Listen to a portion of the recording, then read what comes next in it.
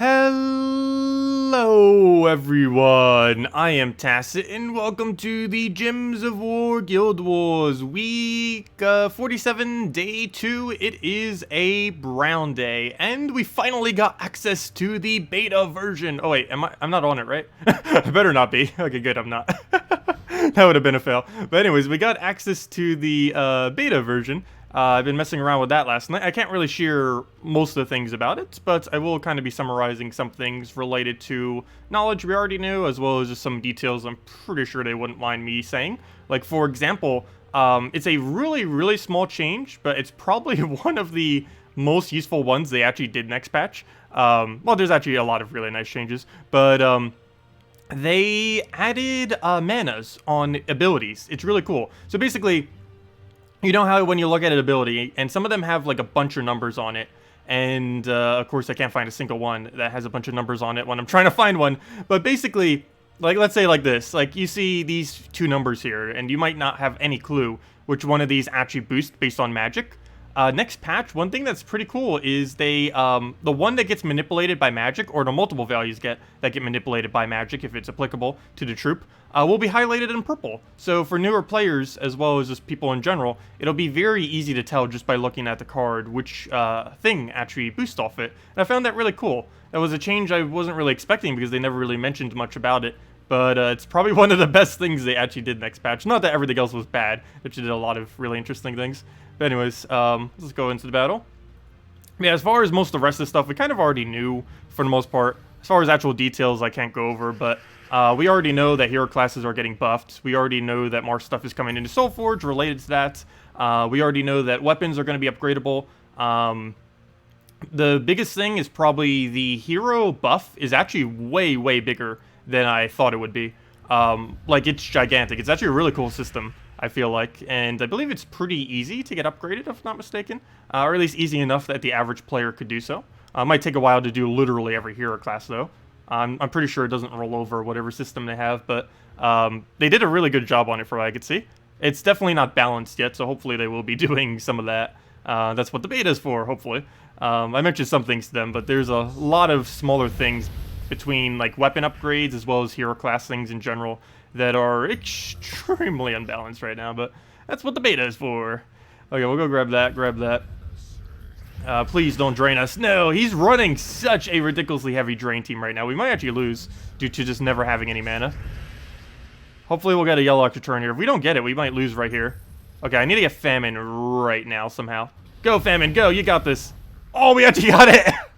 We actually got it. Okay. Here's the question. Do I Famine now or do I wait? I think I actually wait. Or not. Never mind. Famine's enough to kill him, so he's only going to hit us with a skull right now. So I actually go and Famine kill him now, because that's just way too big of a threat to not kill immediately. So we'll go kill that out. He dies out. And now we should be good to go. Hopefully we're not against mana drain spam for the rest of these, because wow, this team is annoying. Normally when one person does it, the entire guild does it, so hopefully we don't have to face this 5 times in a row. Okay, we have Ubastet. Unfortunately, none of them are actually damaged enough for it to even be, to even do anything, so we'll have to wait on that. We'll go take the brown. If it surges, that will not be full mana. I need it on a yellow. If that one surges, it will be full for both. There we go. So now we just Famine again, Ubastet it away, and that'll be the double kill we need. How much damage is that, though? We have, that is one thing they didn't add next patch, though, which I wish they would have. Automatic calculations for these things. Because right now we need to go add all these manas up, then multiply it by 2, then add it to this other value. It just takes forever. That they did not add. All they added was a highlight on which one actually uses magic. But anyways, 14, 3, 1, 4, 18. How do you do math? 36. And 71 is how much damage it does, so he'll live. That's fine. That's what I need to have happen.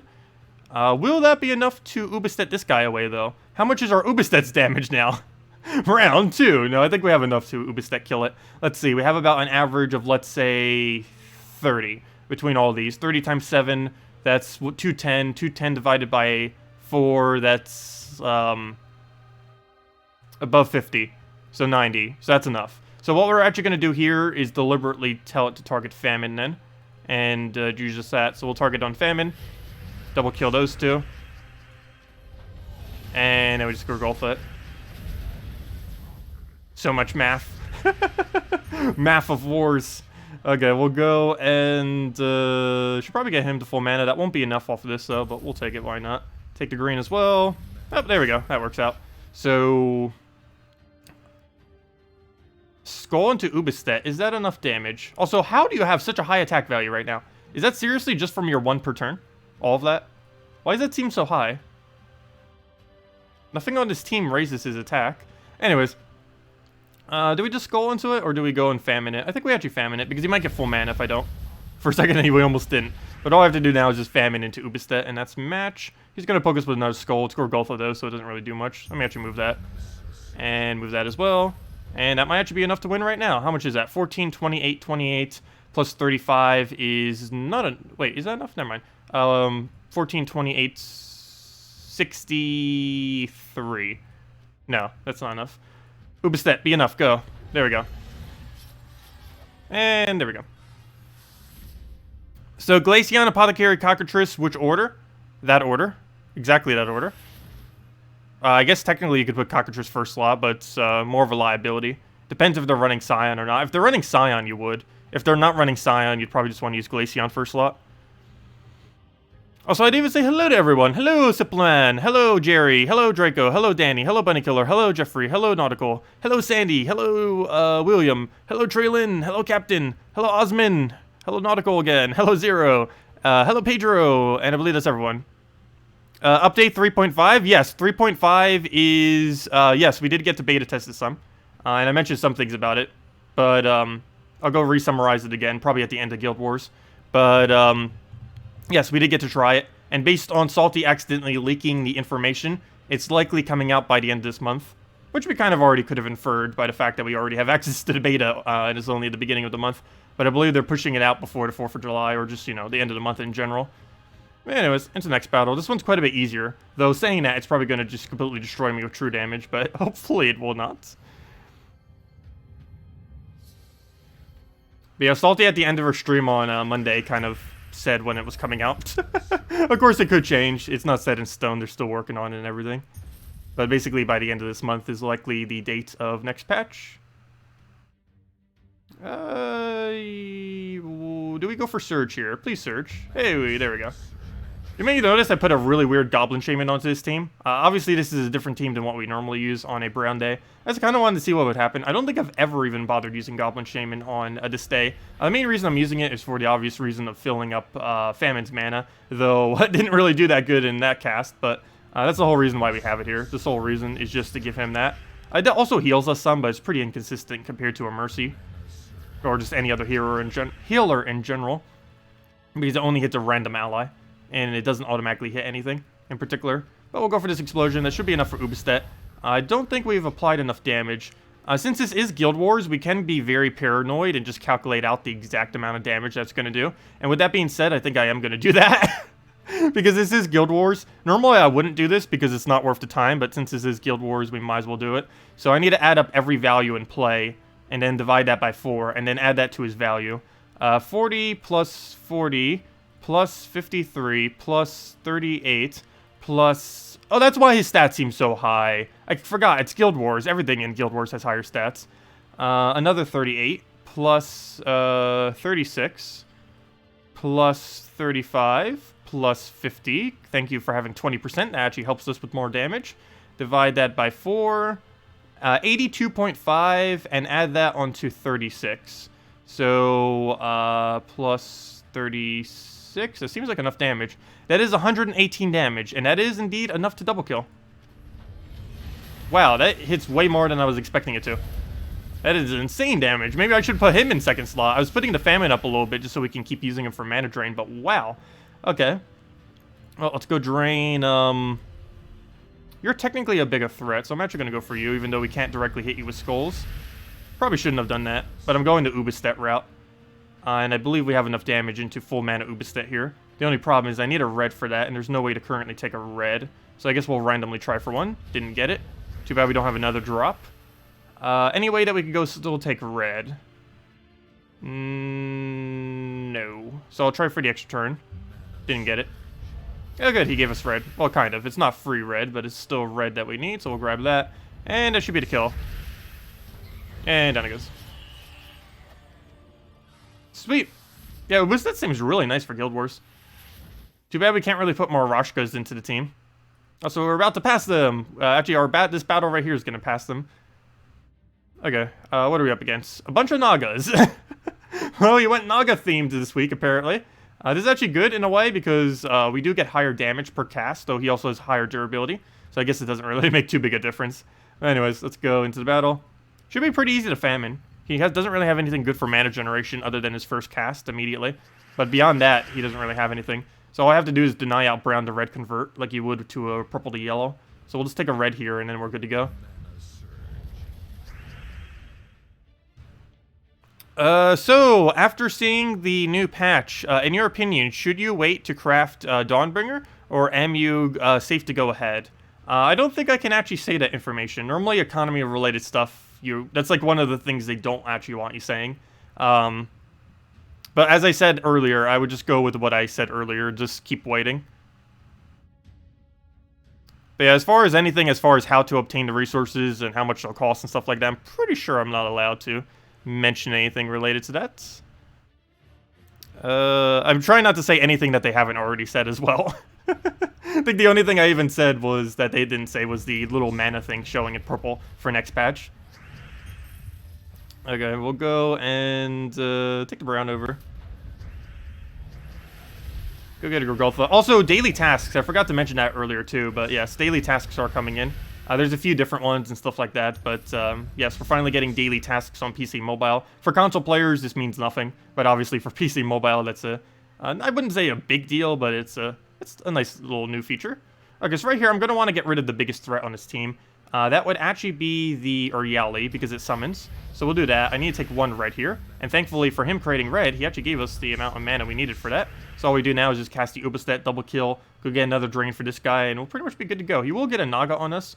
Ideally, he will not do it on that, because that's actually going to be a lot of damage. We can't really stop it, but we'll go cast this. That'll get our double kill that we need. And he didn't even go for the mana. Good for us. I guess we take the Skull, because we need to apply enough damage so that Ubastet will take the double. That or get a Famine up, so we'll try getting Famine mana here. Got a decent amount of it. That's enough to go cast them. Oh, wow, that Cascade. Wait, Red Storm. Oh, thank you. Who created a Red Storm? Oh, duh, Ubastet. I keep forgetting. Never mind, I thought that was on his team for a second. That's actually from Ubastet. I keep forgetting that. He has the same trait that, what's his name has? That Infernus has. So we can just Gorgolfa into it and then get exactly what just happened there. That was a lot of red. That was way more than I was expecting. Anyways, let me calculate this out because it is important to go and do the math because this is Guild War. If we can end the turn now, we might as well do it now. So time to go add a bunch of numbers. 52 plus 58 plus, wrong number. Oops, I need to restart. 52 plus 58 plus 38 plus 58 plus 40 plus another 40 equals 286. Divide that by 4. Add that onto whatever our number is here. That's 41. Add that 41 to that. And is that higher than her? That is 112.5. So she needs to have 112 HP or lower. And she has 118, right? Yeah, I believe that's 118. Yes, that's 118. So that will not kill her. It'll leave her with 6 HP. So with that being said, we throw a Famine at it. We'll take that first so he doesn't get it. Throw a Famine at it. He'll take a Skull. Actually, I probably should have just taken the Skull myself. Wait, you did take the Skull? Okay, that's weird. Anyways, we'll go for the kill in that match. Had to waste a turn, but that's why we do the math. Okay, on to the next one. Silent one, that could be annoying. Yeah, I don't have any way to really go around it. A little bit of a weird team. At least it doesn't have mana drain. But yeah, Silent one will be an issue. I don't have stun either. I could technically replace this out for a Corvash and go down that route. I don't think it's going to be that big a deal, though. I say that and we're probably going to lose to it. I can't even remember the last time I lost to a Silent one. It can happen. It can troll you very heavily with just mass silence, especially if it's a cleanse silence team with Silent one, because you can easily just cleanse it off and just keep spam silencing perpetually forever, and combine that with Entangle, and you can do literally nothing to the enemy, unless you get like Doom Skulls or something. Okay, what do we even need here to get up first? I'd probably say Rush Gorgolfa would be our best bet, but none of it's available, so let's take a red. Want to take every yellow and brown in sight without getting any skull hit on us. Or at least ideally that is the plan. So we'll take it right here so he doesn't get anything out of it. Actually, you know what? We can go grab that. Oh no! Whoops! I thought that was cascading to the extra turn. I didn't see the double take right there. That ruined it. No! Okay, this is going to be a couple annoying extra turns. Oh, you know what? He's going to silence my whole team. We got a problem. We've got a problem. Okay, yeah, that's actually a really big problem. Let me get full mana now. Oh gosh, you didn't even get full mana now. That is horrible. Oh good, famine. Thank you. You saved us. Okay, we should be fine now. So we throw famine. Ideally, he'll throw nothing. He'll take a skull. And that's not going to be enough damage, though, but we have to throw it now because we are kind of desperate to do anything. Oh, good, that is enough damage. So that's really good. Now we just have to go get Ubastet up, get one of them lowered enough, get our double kill, go from there. And ideally, Gorgolfa will get cleansed any second now. Do we go for Ubastet first? Actually, Brown wouldn't be too bad to go take, so we can start getting famine up. So we'll do that. Oh, I heard her cleanse, but unfortunately that was a burn cleanse, not a silence cleanse. We'll take that, get our skull poke. That's full famine. And then we just famine into Ubastet, and that's match. And that's full mana Ubastet. And now I just need to make sure I don't accidentally kill it. How much damage is that? 11, 15, 27, 54, 89. That will not kill him, so that's fine. As long as I don't accidentally hit him with a skull. So here's his skull distract. He might get extra turn off that, but hopefully he won't. So all we do here is famine to Ubastet into whatever we do from there. I could target anything I want right here. I don't know what the biggest threat actually is. I think it might be KrissTigger, only because it has enchant, and I have no way of getting rid of that enchant. So this should still lower into Ubastet range. So we'll do that. Now that will die. Everything except the Ragnagord will go down. I mean, everything except the, what's his name? Infernus. Okay, we should be good from here. All we have to do is famine into, actually, him being silenced right now is actually helping. All we need to do is famine into anything, really. So we'll go grab that. Didn't get the mana we needed. He cleansed, which I guess isn't too big a deal because he only needs one more mana, so we'll just take that. Get our Gorgolfa down. Ooh, I wish you would not have gotten full mana right there. Please extra turn this. It's not an extra turn. Oh, that cost us a little bit of points there with his hit that he just did, but we'll just go move that over. Famine's not even going to be enough to kill either, so we'll take a skull. He takes a skull back. Ubastet would be very useful right about now. How much damage is this? 32, 37. Oh, it's 67. That's enough. And dead. Oops, and dead. That's 4 more than enough damage. And on to the last one. You think Salty said daily tasks are being reworked anyway on console? Yes, they are being reworked slightly. Hey, he's using the exact same team. Odd. I don't know how much they've been reworked, though, because I've never really seen the system prior to the other thing. Let's see. Tacet speaks a lot fast. Yeah, I speak very fast. I speak very, very fast sometimes. Sorry about that. Also, if anyone still has any other questions I may have missed, just let me know. Also, I think I may have missed some. As I say that. Also, hello, Anthony and Ronan. Where am I from? United States. Have you any plan to make a video like Guild Wars teams? Yes, I will be doing an attack version for it. Though probably not this week. I probably won't be doing it until next Guild Wars. Because that's going to be even more complicated of a video than the Defend one. And the Defend one went for like an hour. I'm going to try keeping it under an hour when I do the Invasion one. But it's going to be even more complicated than doing the Defends. But I will be doing it. Just not this week. Will you use Ubastet? Actually, I might even wait till next patch before I do it. I'm not quite fully certain. Because the way that you use heroes is going to drastically change next patch. And basically, you'd be using a different hero almost every Guild War day. Will you use Ubastet in your Guild War Red invasion? Probably not, just because my red is already so solid, personally. But I'm probably using it for brown and yellow? Actually, probably just brown. This day is probably the only day I'm actually going to bother with Ubastet. I'm not fully certain. I might try it on a couple of the other days, but I don't think it's going to be replacing my other days. I might try it just to see it for fun, but my red day's already pretty solid from what I last recall. Same as yellow due to divines these days. And then again, maybe I'll be able to incorporate him into my divine team, like I did with the other thing. So you know what? Maybe we will fit him in.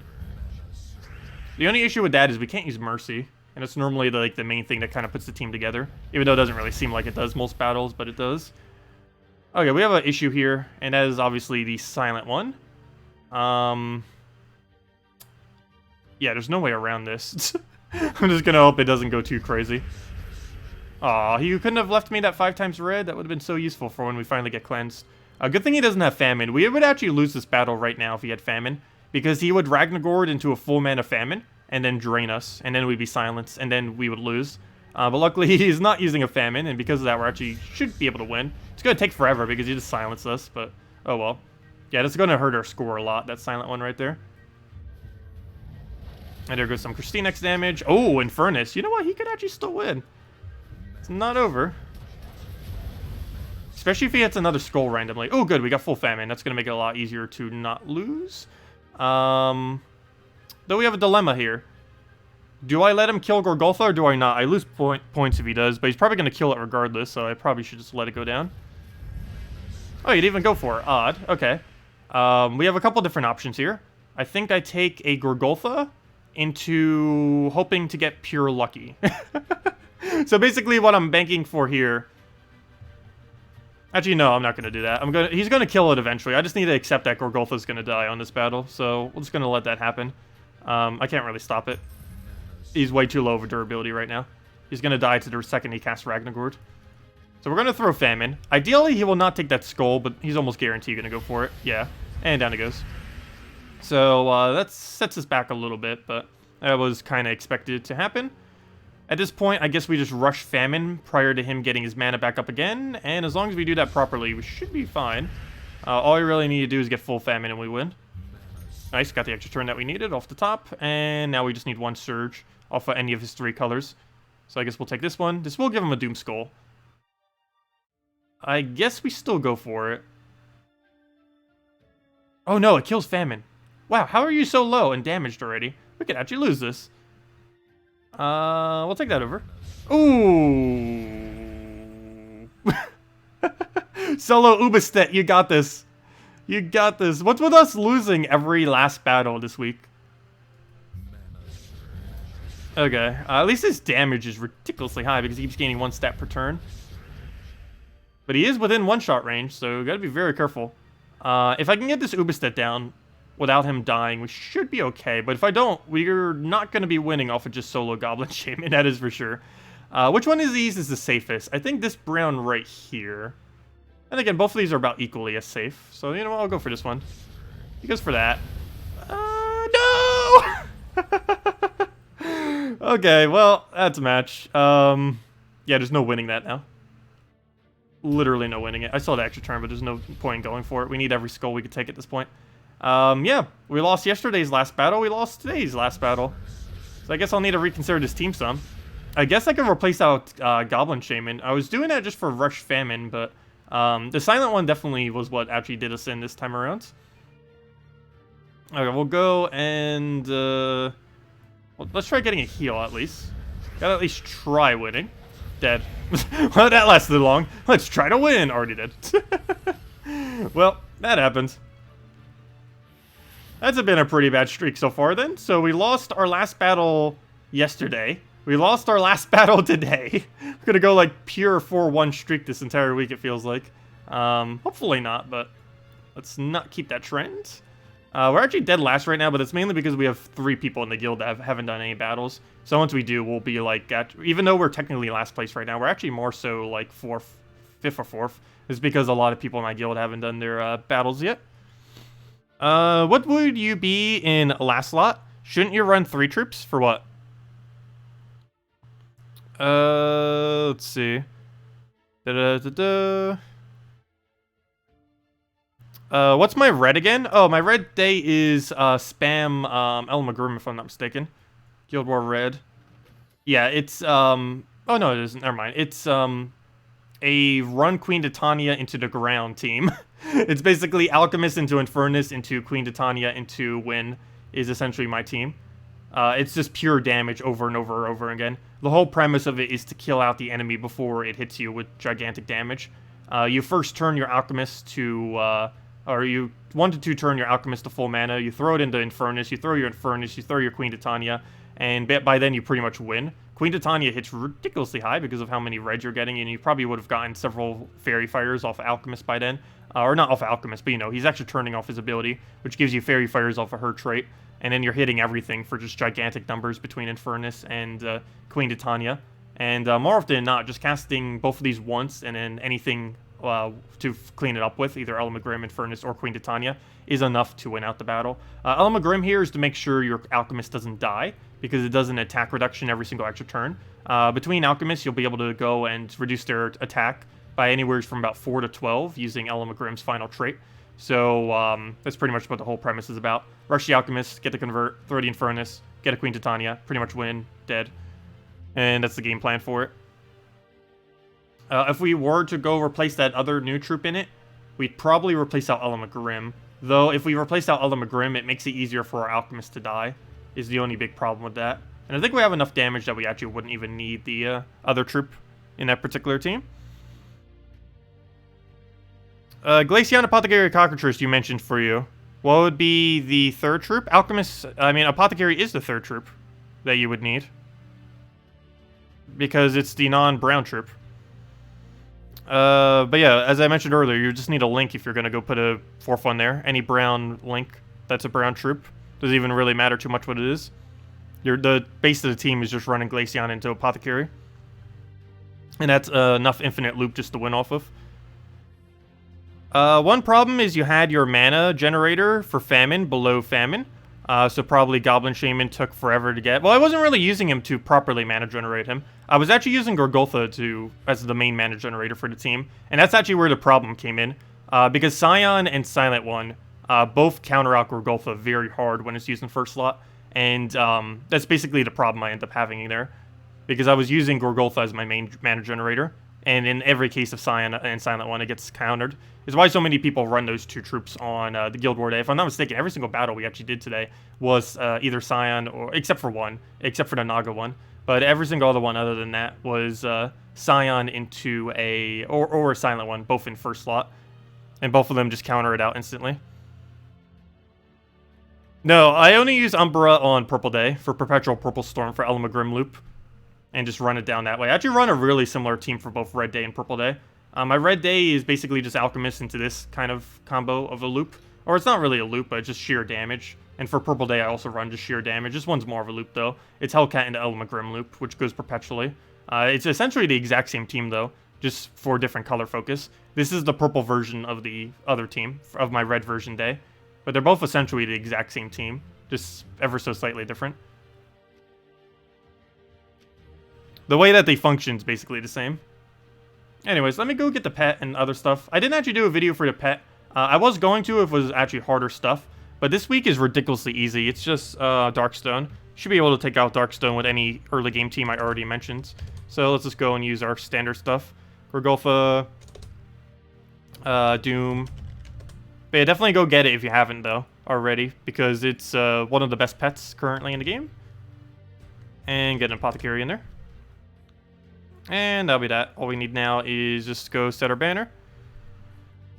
What do we need? What do we need? We'll go and probably just go brown-green. It tends to be the default one I go for. There's several banners you can actually get away with, though. It depends what one you want to focus first. What would you use gems on after you have both 500 gem armors? I would probably save for your first 50 bulk of gem keys. So wait until you can buy 50 of them, which is 450 gems if I'm not mistaken. And then go buy them. It's better to be patient and wait till you can buy 50 at a time, because it costs you slightly less. It'll only cost you 9 gems per key instead of 10. You could do it earlier if you wanted to, but it costs you ever so slightly more gems if you do it in anything other than 50 bulks. So you do want to wait until that point. If you have any spare keys, you can use those for full value, but as far as like actually buying them via gems, you'd want to wait until you can do them 50 at a time. Okay, we'll go and clear out the board because we don't have any alignment. Actually, you know what? This is the easy battle. What am I doing? I can just throw it immediately. Wouldn't that be funny if he gets enough Doomskull to actually kill us on the first battle? And a smash. At this point, he's so weak I can just kill him with that. I don't even need to have alignment. And down it goes. Yep, and there's our guarantee map pretty much when using this team. It's not guaranteed, but it's so ridiculously high. Oh yeah, I did say I would go and re-summarize the 3.5 stuff after the Guild Wars, didn't I? Should probably go do that again. I'll go do it right after this battle. I'll make sure not to say anything I'm not supposed to do. But I'll still go summarize everything that we kind of already know from it. I'll go get that converted out. We'll go get ourselves the... sure, we'll go get that in there. Can't do anything about that yellow. He just moves that over. Oh, I don't have the alignment for the other one. We'll just go Gorgoltha, and then that should be match. Dead. Wait. That's weird. Gorgoltha's not showing as dead when it does those explosions off the Doom Skulls. But anyways, things that are coming in next patch that we already know from them saying it specifically. So we're going to get daily tasks. Over here will be a bunch of daily tasks. There are like 4... well, there's one of them that's daily. I think 3 other ones are like repeatable ones, or not repeatable ones, but like certain objectives that you can only ever do once kind of thing. So there'll be those there. So that'll be kind of cool. We'll be able to go and do those, get a little bit extra resources. It's not really that big. Anyone on console could probably tell you that. But they're at least something a little bit extra, just as a daily little thing. It's something you would probably just throw in while doing your dungeons. You would just go look over here, see what your daily task is, go do it real quick, and just get some free resources for doing so. Aside from that, as I mentioned earlier, every single card will now be showing its magic value thingy. So, like for example, you can see that there are 2 different values on here, a 24 and a 2. Whatever one is actually boosted on based on the magic will be highlighted in purple. So this number right here, the 24 true damage, would be highlighted in purple, indicating that this one is the one that boosts based on magic. This is going to be particularly useful for newer players because it is really, really hard to understand. Most troops, if you're kind of new and don't really understand the whole mechanic, especially because there's a lot of values early on in the game that look almost exactly the same, and it's hard to really tell what magic does on them. But it's going to be really clear starting next patch, so that's going to be pretty cool. Other than that, we are going to be getting a rework to the hero class system. I can't really go into many of the details to this, but what I can say is they will be much stronger and much more fun to use than they currently are. Though do keep in mind the fee for changing hero classes will still be present into next patch, so that's going to be really annoying. But they are going to be really interesting. It's a pretty drastic change of hero classes, and they're going to be viable for everything for the first time ever. It might also end up making things like raids and invasions quite a bit easier as well. Other than that, we're going to be getting a complete overhaul of how Kingdom Power works. They're going to be, as they mentioned already, raising it to a 20-star system, I believe it was, if I'm not mistaken. They might even make it go further than that, but they're doing it to 20 right now, like how it's currently going to be, like with the whole leveling system thing. Like, you know, max level's 20, so will Kingdoms be max level of 20 in a way. So they're going to be completely reworking this. They're going to be doing it in a way where it's going to be a lot easier to understand. From what I saw so far, it's basically like, here, do these 3 things, and then boom, you just do a bunch of objectives, and then boom, you end up unlocking the next star, and you move on, so on and so forth. They kind of already went over that some, but it does look pretty cool. It's a lot more intuitive than what it was before. It's a lot easier to understand, stuff like that. Other than that, what else did I miss? That's pretty much everything. Oh yeah, you'll be able to upgrade weapons now. Again, I can't really go into too much detail there, but you'll basically get extra benefits, and you can upgrade literally any weapon in the entire game. I don't know if they're actually rebalancing any weapons, didn't really look at that too much, but there'll basically be upgrades to all of the existing weapons, and there's going to be a new resource, as they mentioned, added to the game as well, which will be used for that. There's also going to be a new game mode, which you would go and, I believe, collect some of these. I didn't actually get to try the game mode yet because they didn't allow us yet, but we'll see exactly what's up with that later on. But yeah, a new game mode for them, a new resource for them. Of course, they'll be in the Soul Forge, as they already mentioned. Pretty much everything goes into Soul Forge these days. Can't say exactly what they cost, but souls! Pretty much anything in Soul Forge is always going to cost souls, but I can't say what the other resources that will be required to craft them. But you obtain them from basically any part of the game. Even just doing basic battles, like in PvP, I was getting like common ones of them. And they're also going to be added in keys. Like I saw they were under gem keys. I forget if they were under anything else. But I know gem keys ended up having them. So probably a bunch of various different ones. Other than that, what else really came in? There's a few other smaller tweaks. Most of them pretty irrelevant though. Trying to make sure it's something they've already mentioned as well. Because there were a few other things that they didn't mention yet. But I don't know if I can say. But yeah, that is pretty much everything then. As far as what they actually covered and what I could probably say about it. But yeah, and as Salty said on Monday, next patch is probably by the end of this month. So as it gets closer, I'll probably be able to say even more. I'll probably be able to say a lot more after Salty's stream as well, because she's probably going to be saying a lot of them. I can't really say them before hers, though, unfortunately. I did not have that privilege. But, yeah, that's basically everything that we currently know. Or that I can currently say, anyways. Anyways, let's go head over to this battle and just go to these. Still using Assassin? Yes. Assassin has 20% bonus this week. Might as well use Assassin.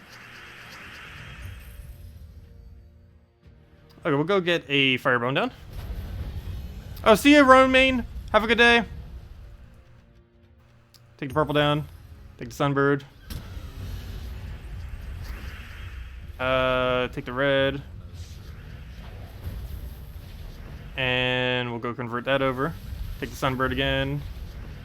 And down it goes. Yeah, Assassin's still worth using this entire week.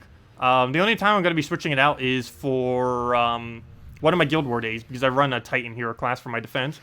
I believe that's 2 days from now, though, so I could still keep using what I'm using now.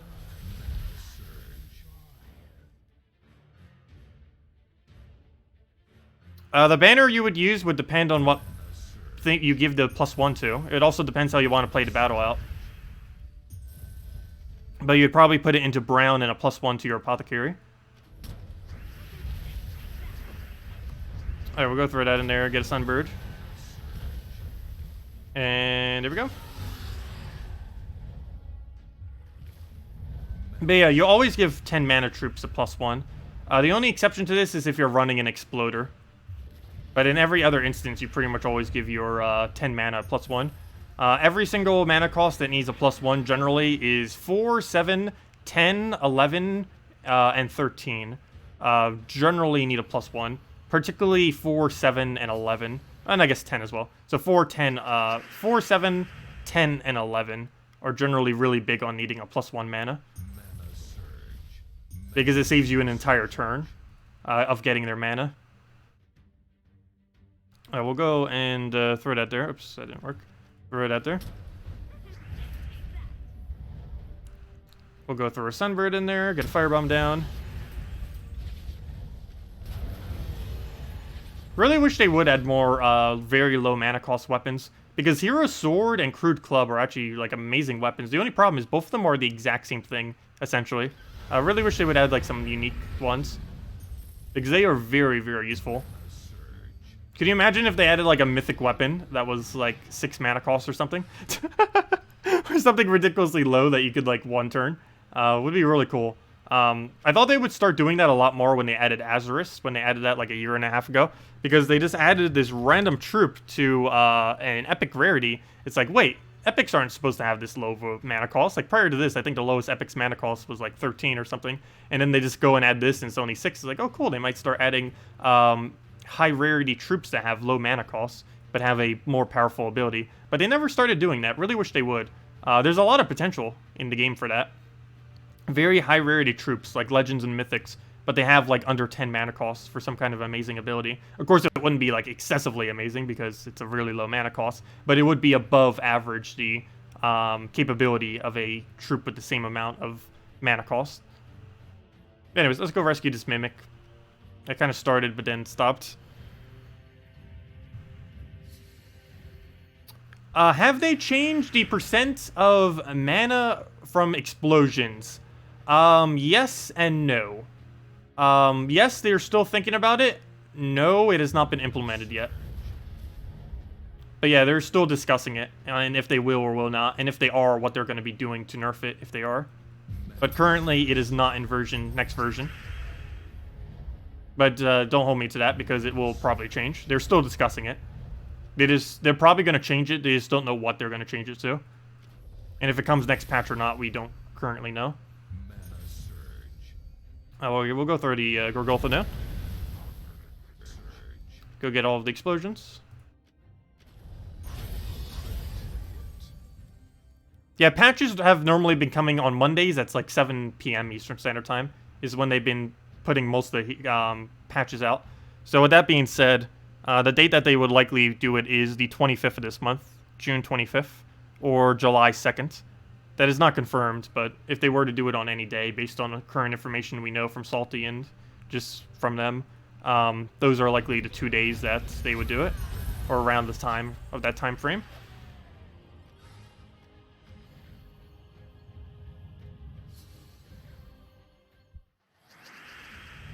Hello, Mark the Punk. Can you explain to you the point system for Guild Wars? Haha, that's a hard thing to do. You don't understand how some of the guild mates having different points, even though you have the same number of battles, were worth. They will be doing a change to that in the future. Next patch is not bringing it. I believe they're doing it later this year. But yeah, it's very currently hard to understand. But it's based on several factors. You need to do a lot more damage than the enemy by about 4 times. You need to accumulate a bunch more mana than the enemy by about 4 times. You need to go and survive with all 4 of your troops, and resummoning them does count as surviving. So if you like lose 2 troops and then you resummon them, you still retain your points in that aspect. You're still losing points because they're doing damage to you, but you retain the points from not having any troops lost, even though you technically lost them. You have to win in as few turns as possible. So if they won in like 5 turns and you took like 20, they would have scored slightly better than you. And every single turn counts as a turn. What I mean by that is, well, obviously every turn counts as a turn, but I mean by that as in, even if you extra turn spam, every single one of those still counts as a turn. So do keep that in mind. Other than that, obviously you need to use 4 times of whatever the color day is. That helps to get the maximum amount of points. And I believe that's everything then. I believe there were a few like kind of hidden values that they've never really disclosed that also determine some on points, but everything I just mentioned are the core aspects that determine your score. Hello, TJ Time Bomb. Welcome. So after you played the beta, is it better than now? Yes. It seems to be better than now. Most of the changes that they made are actually pretty nice, and most of them aren't really that controversial. The only thing that I would say is probably going to be controversial is the way that they did the new minigame. While I didn't get to see it yet, it looks exactly like it's going to be the sigil system set up on all the other new minigames. And I know most people hate that system, so I still haven't seen it yet, so who knows, maybe they did do it right. But I can't really go into how that game mode will be because they're probably going to be switching it up. But yes, they are indeed adding another game mode system, and we'll have to see exactly how it pans out. But maybe it won't be sigil system, who knows, because we didn't actually get to see it yet, so. But it does seem like it's going to be pretty fun. Okay, we'll go and... But all I currently have for it at the moment is its description. We never really got to actually go and test it yet, because they didn't activate it. Because it's one of those things that happen on like a monthly basis. Kind of like how the other ones do. It's another one of those kind of events. Speaking of that, Bounty Hunter this Friday, by the way. I keep not mentioning it, but it is like in 2 days from now. What do we go for? The troop we get from it this Friday is horrible. All it does is poison and disease a single enemy. You would never use it out of the context of next week's Bounty Hunter. But I'm still probably going to do it because of all the orbs and everything. And match. Also, hello, Jonas. Welcome. That need to be answered if you would answer it. Sure, Jonas. What was your question? I saw you wanting to ask a question, but I don't see your question itself. But if you go and post one, I'll go and answer it for you. Did you see the bug with Doom Skulls there? There's always bugs with Doom Skulls. There are so many bugs with Doom Skulls. And I haven't actually gotten to test it on the other beta version yet, but hopefully they will fix it, and hopefully other people will be testing it. But, yeah, I'm pretty sure it's still broken next patch, too. I didn't see a bug fix when they posted the beta thing, so there's a good chance there's still quite a few bugs that are currently within the game. I mentioned some of them to them. Some of them they already fixed, some of them not so much. We'll go through that in there.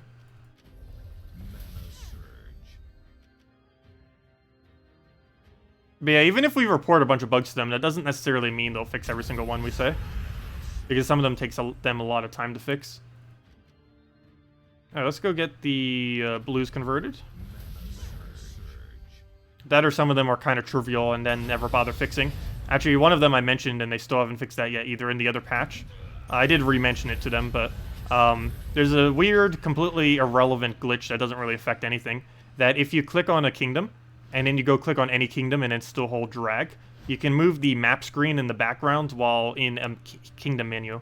Normally you're not able to do what I'm doing right now. If I go and click on any kingdom and you try dragging it now, it doesn't do anything. But if you click on any kingdom that isn't the current kingdom you're on and then drag, oops, I didn't do it correctly. If you do that and then drag, you can move the background. It's completely irrelevant, but this glitch has been around for like half a year now, and they still haven't fixed it yet. Pretty much ever since they brought in that new menu, it's been like that. Anyways, let's go back and do the last pet battles. Fight, throw that one. But it's normally small stuff like that that takes like forever for them to ever get around to fixing, because it's so trivial and they always keep forgetting about it. What do we need to do here? Go take that over. What do we need to move? What do we need? We'll go take ourselves... Well, we need Apothecary, but none of it's available, so we'll go do that. At this point, I might as well just go full Gorgolfa. And the amount of time it's going to take to get Apothecary, we'll probably have full Gorgolfa by then anyways. Both of them are 2 turns, so... you don't have any way to go Cascade that. Don't have any way to go Cascade that. I guess we'll Skull Distract him. And he'll give us the mana we need. Go throw the Gorgolfa down, and it should be good to go from there. Is there a good Glory team to farm Glory? No. Easiest way to farm Glory generally is to just keep doing Treasure Hunt over and over and over again. Next best way to farm Glory is to go and just keep spamming out PvP. The absolute best way to farm Glory is only ever available on a +5 Glory week. And basically the way to do this is when it's a +5 Glory week, when using a specific troop, what you do is you run 1 trophy challenges, or not 1 trophy challenge, you run 1 trophy casual PvP. And in 1 trophy casual PvP, you can easily go and keep repicking your battles over and over again until you get ridiculously easy battles. And you just keep repeating that. And you can get about 1,000 glory per hour doing that later in the game. Earlier on, it might be a bit lower than that. But the current rates for late game for all of them, I don't know exactly all of them for earlier on in the game. But Treasure Hunt is about 600. Normal PvP can vary quite a bit, but it's anywhere from about 400 to 500. And PvP, when you're using the +5 thing, can get as high as about 1,000, around that general area. But more often than not, you're probably better off just doing treasure hunts, especially as a newer player.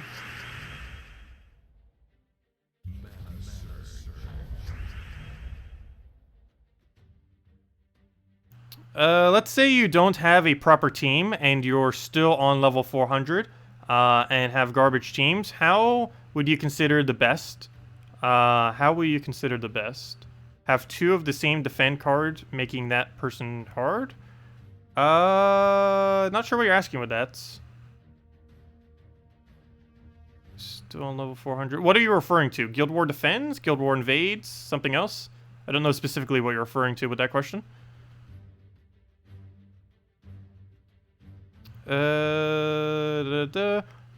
Yeah, it does seem weird. It seems next patch, it's going to be ridiculously easy to get 10-star kingdoms.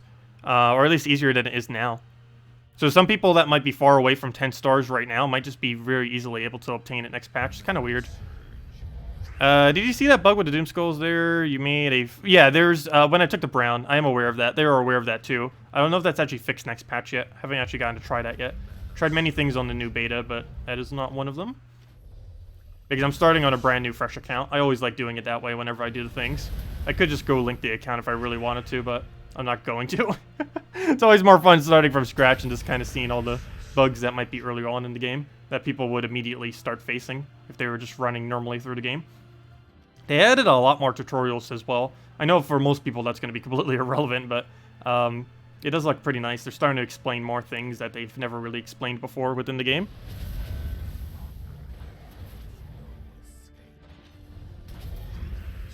You're level 50. What can you use instead of Dragonian Monk for the pet battles? Cockatrice, Bullet, Alchemist. Ooh. Dragonian Monk is pretty helpful in that. You could try doubling up. If you have Cockatrice fully traded, you just could go double Cockatrice and go down that route. Go Cockatrice, Bullet, Alchemist, Cockatrice, and run it like that. Or even Cockatrice, Bullet, Cockatrice, Alchemist. Either or, it doesn't really matter too much. But, yeah, that would make it so you accumulate more yellow mana. And it would also make sure you have another disable, since you can mana drain another one of them, as well as entangle another one of them. And Cockatrice is a rare, so it is likelier that you might have a spare copy of it laying around. Also, trading one automatically traits every copy you have, so it would be cheaper than having to go into a Dragonian Monk, since you wouldn't have to actually put any resources out for it, since you would just do the Cockatrice that you already own and get that upgraded. Okay, do we have alignment again? Yes, we do, and that's match. We're pretty close to it. And dead. And there's our new Mimic. So how many did we get? Hopefully, like 10. 2 of them. Well, that's better than nothing. Wow, we got a lot of Garnet there. Not really that good. I don't need more Garnet. That is pretty useless of a resource. Let's go check our PvP thing, get our victory thing, and there we go. How many Mimics does that bring us up to? We're up to 8 Mimics. I believe we need 15 to get the upgrade, so we are very close to finally getting him maxed out, and I will be maxing him out. I have no clue how much food you need to max him out. I might not even have enough food. I might finally have to use some of my white pet food, but I am definitely maxing him out the second I reach for that 1% extra gold. Let's see. You're up against my guild this week in Green Guild War Day. Nice. What guild are you? Let me see. You are in Tiger Claw. Very nice. So we'll be up against you in a few days then.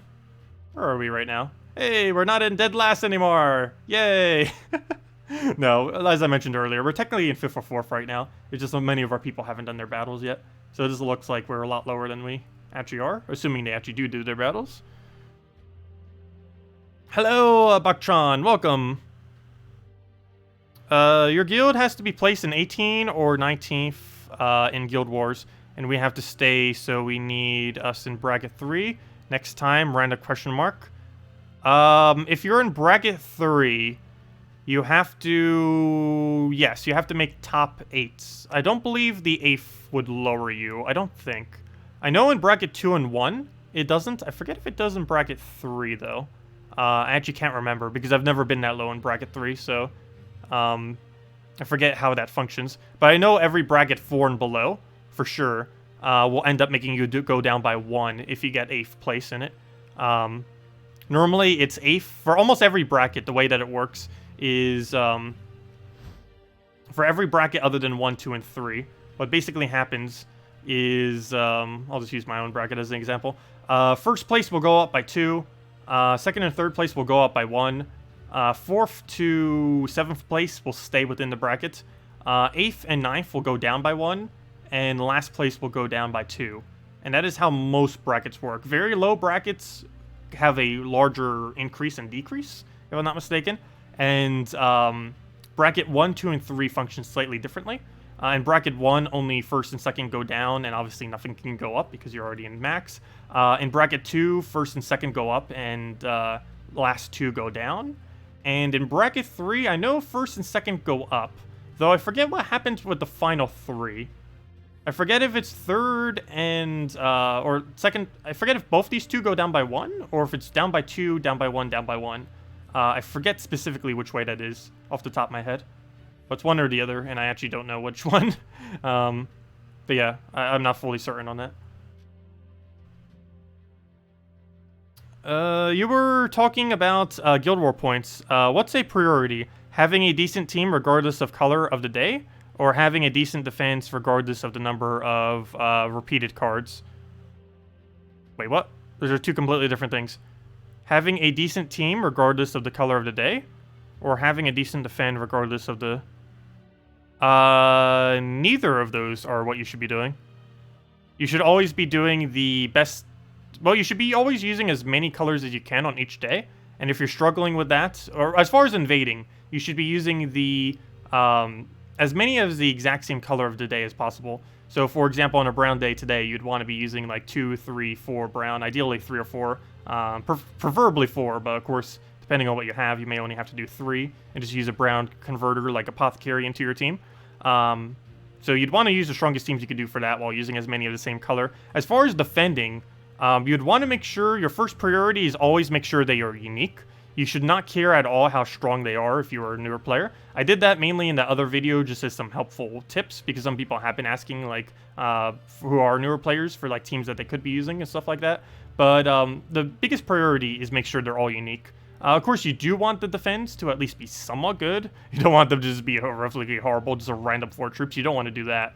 But it is much more important that they are unique on your defense than it is that they are strong. As long as they are unique, that is, that's going to help you a lot more than them particularly being strong. Because even if you make like the most strongest team compositions for them, that's not going to make too big a difference because your stats are probably too low for it to even really make that big of a point difference. Whereas if you make them unique, you're still getting the full value. You're getting 2,000 points per day, which really helps out a lot. Let's see. Hello, Max. Welcome. Hello, Dorade as well. Oh, never mind. I already said hi to that. Read that already. If anyone still has any other questions I didn't go over, let me know, and I'll definitely make sure to do so. So did we do everything then? We did dungeons. We did a new mini mimic. Or not new mini mimic, but you know, anyone who doesn't already have it could have gotten it. Battles are pretty easy. It's only Darkstone, so. But if anyone still has any questions about like teams to do here, just let me know if you were still struggling with it at all. But yeah, it's Darkstone, so it's one of the easiest possible pet battle thingies. Because most of the things within Darkstone are pretty weak. When is Gems of War coming to Mac? Possibly never. I believe some people have already been playing it on Mac in the past. Or no, it was Linux. Then again, I don't even think it is technically out on Linux, even though there are ways to run it on Linux. But I don't think it's ever actually going to be coming out for Mac. I don't think them trying to get it onto other PC platforms is really that big of a priority. Of course, you can do emulators and stuff for that on other processors. But other than that, there really isn't any proper way of getting it onto there. But yeah, I don't think that's really something within their range of priorities. They'd probably try getting it onto the Switch before they'd even try getting it onto Mac or Linux or something properly. You have a Windows and still can't get it? That should still be working. I've never heard anyone say that it didn't work on Windows. You might want to look into that then. Or send a support ticket maybe. Or they might even have something on their little support thing if it's not like working on Windows. Because I'm pretty sure some other people may have had that issue in the past. But no, it should definitely work on Windows. Let's see. Do I know of a cheap beginner team for pet rescue, which works 2 in 1 day pet rescues? What do you mean 1 day pet rescues? Everything works in 1 day pet rescues. I think you mean 1 hour pet rescues, right? Because there are some teams that are really slow that don't really win quick enough. Like for example, sometimes the Bullet, or sometimes the Cockroaches, Bullet, Alchemist, or Apothecary, either or, followed by the Dragonian Monk. Sometimes that's a little bit too slow. Normally when I do it on my other account, it takes about 40 to 50 minutes. But that is because I'm slightly more experienced, so it could take newer players around upwards of an hour. And obviously on the hour pet ones, that might be too long. Let's see. Yeah, make sure to download Steam before you try downloading Gems of War, or else it's not going to work that way.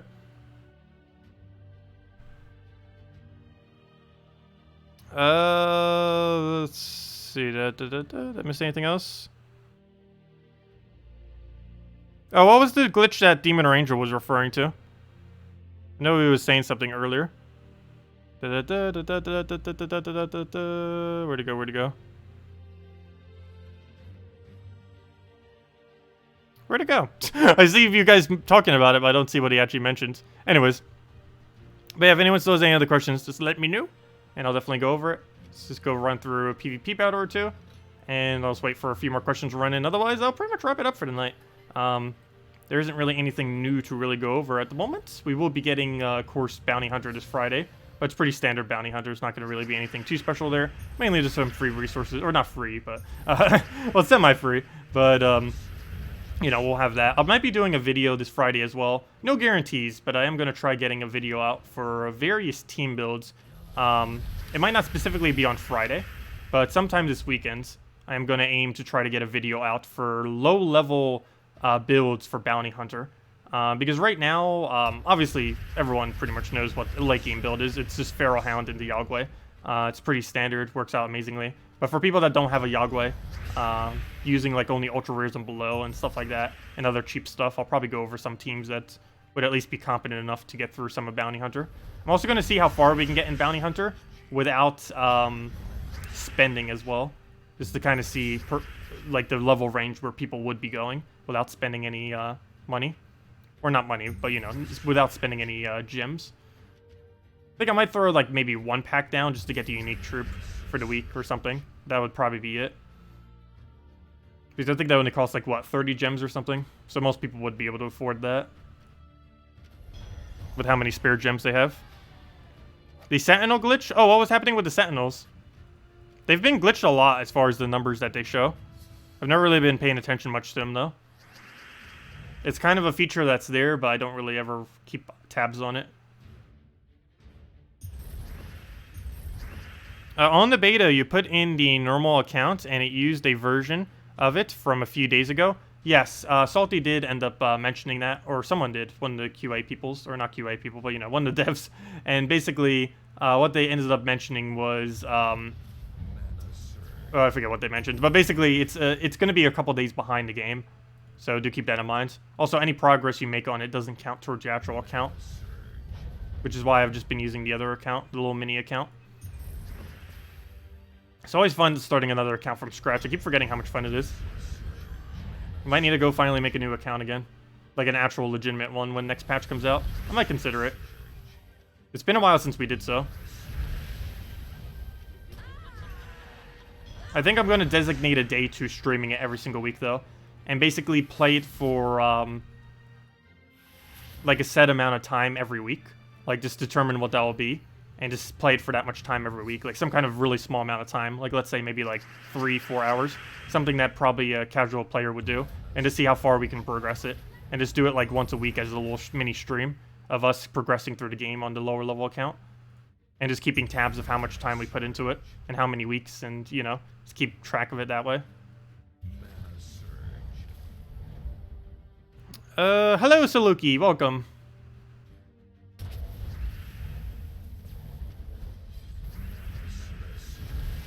Okay, what do we need? We'll go and convert out, let's go do Yagway. Get the hit on there. Get the other converts. Get a bunch more reds. Get another Yagway. Double kill. And that is pretty much it. I guess we'll move that one over. Take ourselves another Yagway. Get the big hits in there. And no alignment, but we do get some mana out of it. I'm still gonna go for it. It's a nice little poke. Take the red over. And is that it? We don't have a drop for it, do we? Guess we'll take the red. And dead.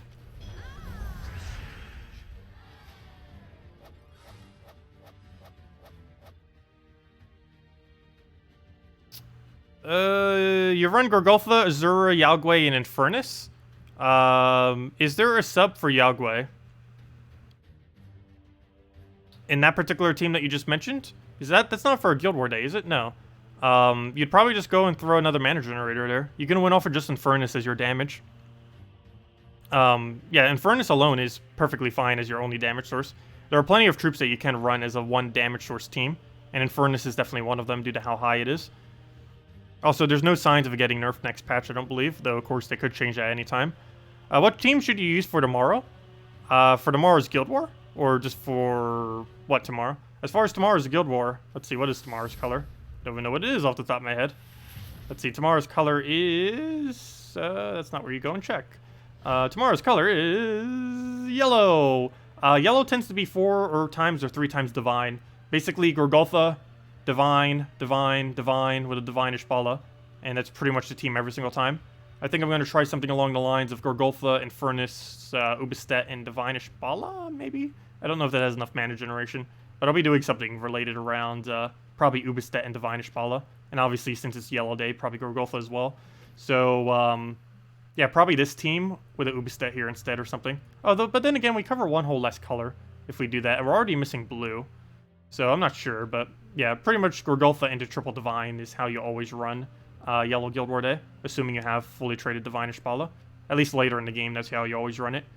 Specific Divines don't even really matter too much as long as they're at least cover pretty much every color, and as long as you have at least one damage source. Also, as you can see here, this is pretty much a one damage source team. We're using Infernus as our primary damage source. Technically, we do some damage off of Divine Ishpala, but the core component of it is specifically Infernus's damage. Let's see. If you have the Sentinels maxed out, the buffs are a bit higher than usual. Example, Paragon is getting 23 magic buff. Whoa! Yeah, it does seem way above average. I wouldn't know because I never actually max them out anymore. Almost no one in my guild does. Some of them go to +5 magic, but I don't ever really bother maxing out anymore. Nor have I been a Paragon for a while. But yeah, stats have always been pretty glitchy with it. Look, I believe that's all the questions then. So anyways, guys, I believe that'll pretty much wrap it up for tonight. We'll be back tomorrow night, same time as always. Hey, we got that as our defend reward, nice. But we'll be back same time tomorrow as always, 1 hour prior to now tomorrow. Can you explain how the calculates Guild War scores? You mean the actual battle thing? Mentioned it earlier, but we can go do it again. There's no way to calculate it out, but things that determine your score within a battle in Guild Wars are several things. Let me go to the little screen here. But there are several things that determine your how many points you get. One is all 4 of your troops surviving and resummoning into your slot counts. Another is you have to do about 4 times more damage than the enemy. You have to accumulate about 4 times more mana than the enemy. You need to win in as few turns as possible. And you need to make sure you use 4 of whatever the color day is, or at least as many as possible. So today was brown day, so you have to use as many browns as possible. Tomorrow's yellow day, use as many yellows as possible, so on and so forth. And other than that, that's pretty much everything. I don't think I missed anything in all that. As far as actually calculating it out, that is near impossible to do. The formula is not public, and yeah, it's literally impossible to calculate it out. We just know generally what kind of increases or decreases your score, but there's no way to specifically calculate it beforehand. And even if you could, there'd be so many values that it would be near impossible to do so, at least in a realistic time frame. Maxing Sentinels helps the Paragon remain Paragon. Pretty much. I know, that is a weird way of looking at it, but it pretty much allows the Paragon to keep staying Paragon. Because it's kind of weird how it is, but the people that have the highest chance of actually winning every single one of the days during your attack are the people all the way up here. Because they have more stats than anyone else in your entire guild. Because the way that stats work is it just keeps going up and up. So everyone down here will basically like perpetually stay down here because they always have like the least amount of stats. They're not getting any bonus stats. But everyone here is getting bonus stats based on everyone under Soldier. And everyone here is getting bonus stats based on everyone in Vanguard and Soldier. And it's technically the easiest for Paragon and Champion to always keep winning their battles, particularly Paragon. But it's almost the exact same stats for Champion as well. Very little difference. But yeah, it's kind of funny how that is. So the people that are just naturally already good get the most amount of stats and get to remain up there most of the time. Of course, you can still lose. It can just come down to bad luck sometimes, depending on what you're up against. Yeah, no problem, M78. Yeah, they are going to be changing in the future to make it easier to understand, because a lot of people don't understand how on earth the scoring system works for it.